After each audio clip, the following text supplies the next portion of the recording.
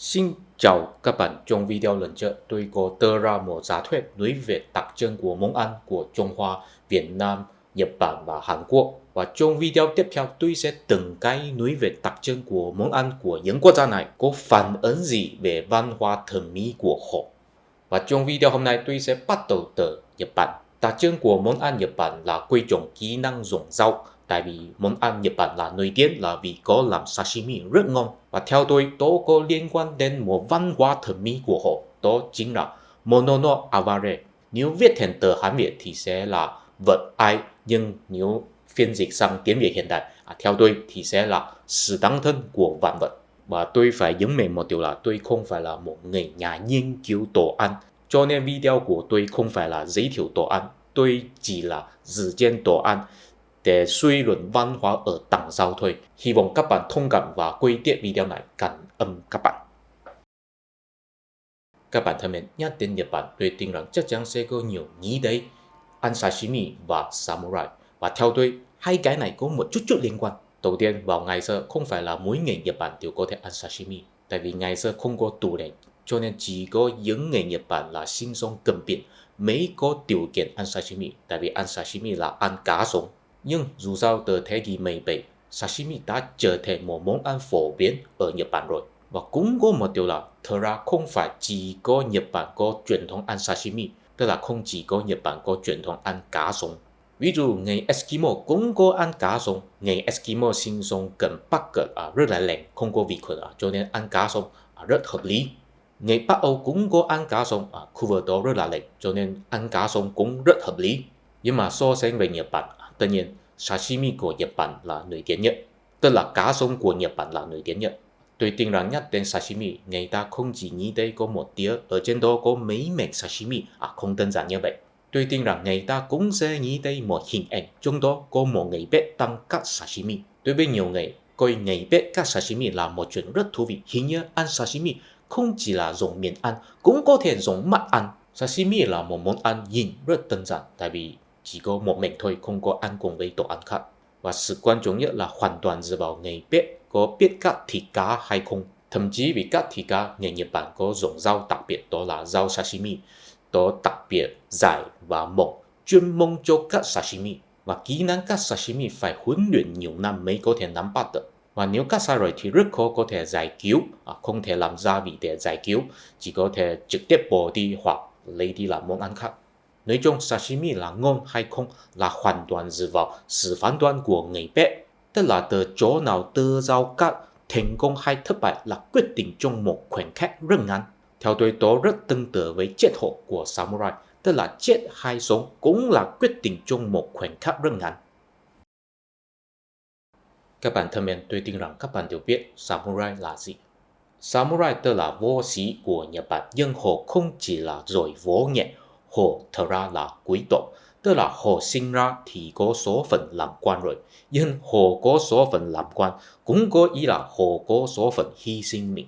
Nếu viết thành tờ Hán Việt, samurai thì sẽ là thị, tiếng Trung gọi là sư, ý là người hầu, có ý là người phục vụ quân chủ hay là chư hầu. Thế người chư hầu cần samurai làm gì? Ba công việc quan trọng nhất: bảo vệ quân chủ, chấp hành pháp luật và đi chiến tranh. Ba công việc này đều có rủi ro cao bị thiệt mạng. Và theo giáo dục cho samurai, nguyên tắc quan trọng nhất của samurai là phải luôn luôn trung thành với quân chủ và phải luôn luôn cân nhắc mình. Quân chủ là quan trọng hơn sinh mạng của mình. Cho nên chúng ta có thể nhìn thấy tinh thần samurai là luôn luôn chuẩn bị đi hy sinh mình. Và họ sinh ra thì có tư cách làm quan. Điều đó cũng rất công bằng, tại vì họ luôn luôn phải chuẩn bị đi hy sinh mình trong một ngày nào đó. Và trong quá trình trưởng thành của họ, tại vì họ luôn luôn được giáo dục là họ sẽ có đi hy sinh mình trong một ngày nào đó. Cho nên họ có tạo nên một văn hóa thẩm mỹ đặc trưng. Đó cũng là liên quan đến Phật giáo, tại vì ngày xưa người Nhật Bản là theo Phật giáo. Đó gọi là Monono Aware, từ Hán Việt là vật ai, và tôi phiên dịch thành sự tăng thân của vạn vật. Nội dung của nó là cho rằng trên thế giới này tất cả mọi thứ đều rất tăng thân, tại vì tất cả mọi thứ đều sẽ bị suy yếu, bị biến mất hoặc bị phá hoại trong một ngày nào đó. Giống với samurai, tại vì không biết khi nào sẽ có chiến tranh bùng nổ, không biết khi nào mình sẽ bị người ta giết. Trong Phật giáo, ý tưởng này gọi là vô thần, ý là không chắc chắn, không chấn động. Sinh lão bệnh tử ai đều sẽ trải qua. Nhưng đối với samurai, cảm xúc của họ về sự vô thần có thể rất sâu sắc và ngầm ngấm. Tại vì họ không chỉ sẽ bị chết mà là có khả năng cao chết là vì bị người ta giết. Nhưng mà đối với họ, bị người ta giết là số phận của họ. Tại vì họ sinh ra thì có tư cách làm quan rồi. Họ sinh ra thì có đặc quyền rồi. Tại vì ngày xưa nếu người bình thường có hành vi không tôn trọng samurai, samurai có thể trực tiếp rút dao giết người đó, không vi phạm pháp luật. Và người bình thường nên tôn trọng samurai cũng là một điều rất hợp lý. Tại vì trong suốt đời của samurai, họ phải huấn luyện võ nghệ để đi chiến tranh trong một ngày nào đó, để đi bảo hộ người dân. Cho nên một bên là họ có số phận bị thiệt mạng trong một ngày nào đó, một bên khác là họ sinh ra thì được người ta luôn luôn tôn trọng. Trong ngày bình thường họ rất hạnh phúc, nhưng khi có nhiệm vụ thì có rủi ro cao bị thiệt mạng. Cho nên có thể nói rằng áp lực của họ thật sự rất cao. Chính vì vậy khi họ nhìn thấy những hoa bị héo, những lá bị rơi, những động vật bị chết thì sẽ rất dễ khiến họ nghĩ đến không biết mình cũng sẽ giống với những hoa, những lá, những động vật bị thiệt mạng, đáng thương, đáng thương. Còn khi họ nhìn thấy có hoa rất đẹp, có lá rất nhiều, có động vật đang hòa bắt cũng sẽ khiến họ nghĩ đến không biết khi nào chúng cũng sẽ bị biến mất hoặc bị suy yếu, giống với số phận của mình. Đáng thương, đáng thương. Nói chung là tất cả mọi thứ đều rất đáng thương. Khi họ cảm thấy những cái đáng thương, cũng sẽ cảm thấy mình cũng rất đáng thương. Và trong khoảnh khắc này, mình và vạn vật là liên kết với nhau. Mình và vạn vật đều sẽ bị biến mất trong một ngày nào đó. Và bây giờ mình chỉ có thể mến tiếc khoảnh khắc này. Đáng thương, đáng thương. Đó chính là nội dung đại khai của Monono Avare, vật ai, sự đáng thân của vạn vật. Và theo tôi, đó có nhiều ảnh hưởng đến nhiều chỗ của văn hóa Nhật Bản.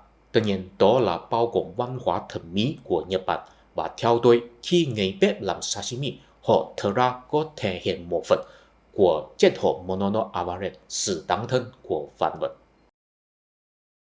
Các bạn thân mến, đặc trưng của món ăn Nhật Bản là chế biến sashimi, tất nhiên cũng bao gồm chế biến sushi, đều là ăn cá sống. Và bất cứ trình bày sushi hay trình bày sashimi đều có một phong cách độc đáo, đó là trình bày một khẩu phần nho nhỏ ở trên một đĩa nho nhỏ.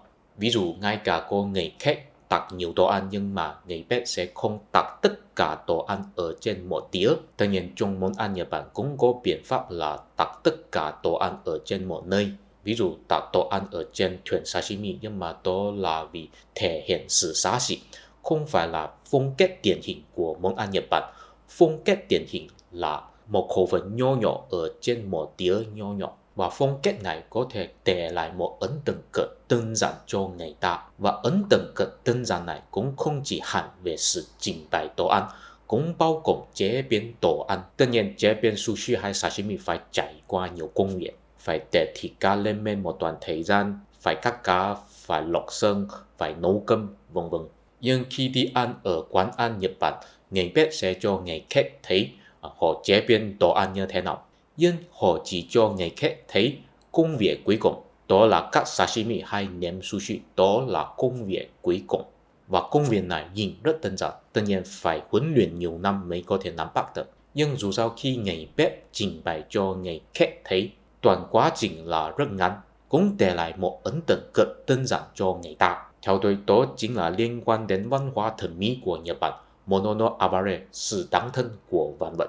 Đầu tiên, sở dĩ vạn vật đáng thân là vạn vật đều sẽ bị biến mất trong một ngày nào đó. Theo suy nghĩ này, cho nên sự đẹp đẽ của vạn vật không phải là tồn tại trong toàn quá trình, mà là chỉ tồn tại trong một khoảnh khắc.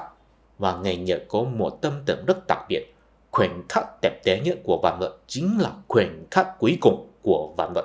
Tức là khi sẽ bị biến mất nhưng chưa bị biến mất nhưng sắp bị biến mất. Chính là trong khoảnh khắc này sự đẹp đẽ của cái vật có thể được trình bày ra. Tức là khoảnh khắc cuối cùng là khoảnh khắc đẹp đẽ nhất. Tại vì khoảnh khắc cuối cùng là khoảnh khắc đáng thương nhất. Cho nên khi người bếp trình bày món ăn cho người ta thấy, theo góc nhìn của triết học, đó là một công việc đang trình bày khoảnh khắc đẹp đẽ nhất, tức là khoảnh khắc cuối cùng của một món ăn. Tại vì ngay lập tức món ăn đó sẽ bị người khác ăn đi. Và sự trình bày này cũng phải cực đơn giản. Tại vì sự đẹp đẽ của vạn vật là sự đáng thân của vạn vật. vì tán thân cho nên rất đẹp. Nhưng mà nếu chúng ta xài quá nhiều thời gian để có cảm xúc tán thân cho một cái gì nào đó thì sẽ không đẹp nữa. Cảm xúc tán thân quá dài thì sẽ trở thành lằng nhằng, thậm chí tán kết tại vì có để lại một ấn tượng dễ vỡ, yếu ớt, không đẹp nữa. Cho nên cảm xúc tán thân nên chỉ là dành cho một khoảnh khắc, không nên toàn quá trình đều có cảm xúc tán thân. Tức là cảm xúc tán thân nên dứt khoát không lằng nhằng. Từ này cũng có phản ánh trên món ăn Nhật Bản, tức là sự trình bày món ăn có để lại một ấn tượng cỡ đơn giản, đó là vì chén sự lằng nhằng, thể hiện tính dứt khoát. Vì tán thân cho nên rất đẹp, nhưng cảm thụ sự đẹp đẽ phải dứt khoát, chỉ tập trung nhìn vào khoảnh khắc cuối cùng của sự vật. Cho nên chúng ta cũng có thể nhìn thấy người Nhật Bản rất thích coi hoa anh đào, tại vì khi hoa anh đào ra hoa, thời gian ra hoa rất ngắn, chỉ có 10 ngày thôi, sau 10 ngày sẽ kết thúc, và sau khi kết thúc thì sẽ không có cái gì để lại. Phù hợp với văn hóa của Nhật Bản, khoảnh khắc đẹp đẽ nhất là khoảnh khắc cuối cùng. Theo tôi, ngoài việc ấn tượng cỡ đơn giản, món ăn Nhật Bản cũng có một đặc sắc, đó chính là thưởng thức hương vị nguyên bản của đồ ăn. Các bạn thân mến, khi chúng ta đi ăn sushi hay sashimi đều là đi ăn cá sống, tất nhiên là đi ăn hương vị nguyên bản của thịt cá. Và cách chế biến sushi và sashimi đều rất quý trọng gìn giữ và làm nổi bật hương vị nguyên bản của thịt cá. Ví dụ khi nếm sashimi, thời gian càng ngắn càng tốt, tốt nhất là phải hoàn thành trong 5 bước. Tại vì nếu nếm sushi quá lâu thì đồ ăn sẽ bị ảnh hưởng bởi nhiệt độ của bàn tay. Nói đến đây có lẽ sẽ có người hỏi rằng, nhưng khi đi ăn sushi và sashimi là ăn cùng với wasabi. Wasabi rất cay, hình như không phải là gìn giữ hương vị nguyên bản của thịt cá. Đúng, phải ăn cùng với wasabi. Nhưng ăn cùng với wasabi thật ra là vì nổi bật hương vị nguyên bản của thịt cá. Tại vì cá, bất cứ cá nào đều có mùi tanh. Các bạn thấy là mùi tanh, mùi là dùng muối để cảm giác. Khi chúng ta ăn wasabi, chúng ta cảm thấy cay, không phải là miệng hay là lấy cảm thấy cay, mà là mũi cảm thấy cay. Tức là vì cái đó là kích thích đến mũi. Cá có mùi tanh là vì mũi ngửi được mùi đó. Ăn wasabi là kích thích đến mũi, nhưng chúng ta ăn cá là vì dùng miệng ăn. Cho nên thật ra wasabi sẽ không ảnh hưởng đến vị giác của chúng ta, mà là giúp cho khứu giác của chúng ta tiết kiệm mùi tanh. Đó là một biện pháp trở đi sự không tốt của đồ ăn và nổi bật hương vị nguyên bản của đồ ăn. Theo tôi, đó có liên quan đến văn hóa thẩm mỹ của Nhật Bản, tức là sự tán thân của vạn vật. Tại vì sự tán thân của vạn vật là vì vạn vật đều sẽ bị biến mất vào một ngày nào đó. Đó là số phận đã được quyết định khi vạn vật được sinh ra. Giống với samurai, khi sinh ra thì có số phận là có lẽ sẽ bị chết trên chiến trận. Cho nên sự tán thân, sự đẹp đẽ của sự vật là vốn có trong số phận của bản thân sự vật đó. Số phận là sẽ bị biến mất, đó là tính bản thân của sự vật.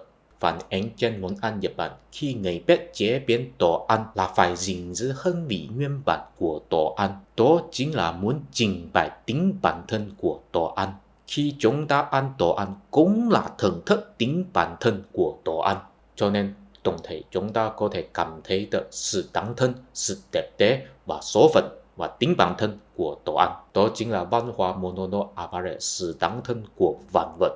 Chúng ta dùng miệng để cảm giác. Ok, bây giờ tôi đã trình bày hết suy nghĩ của tôi về món ăn Nhật Bản rồi. Hy vọng các bạn cảm thấy thú vị. Trong video tiếp theo tôi sẽ nói về món ăn Hàn Quốc. Hy vọng các bạn tiếp tục theo dõi kênh của tôi và nếu có thể xin donate cho tôi. Cảm ơn các bạn. Mình hẹn gặp lại trong video tiếp theo. Bye bye.